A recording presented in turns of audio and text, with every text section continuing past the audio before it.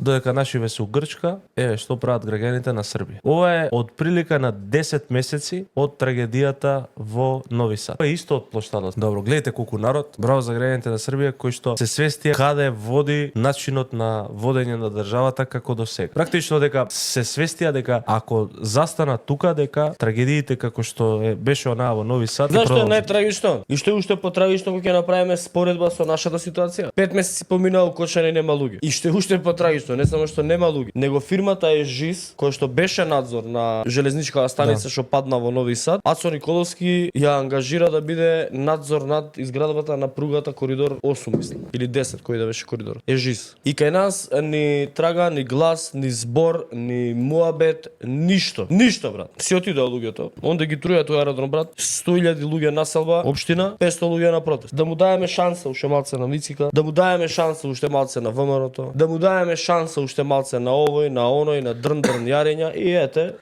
Па види ги Срби, па види ги србите. Ај сега ќе се замараме со политика, само што ја сменивме, сега добри се, чекај да видиме. Може ќе се оправат и така се оправат 35 години, се оправат, чекај овој, чекај оној, чекај вака, чекај така. На крај ќе чекате Skype повик, Viber повик да ви се јават од странство роднини, пријатели, деца. Тоа е. Ќе си почекате.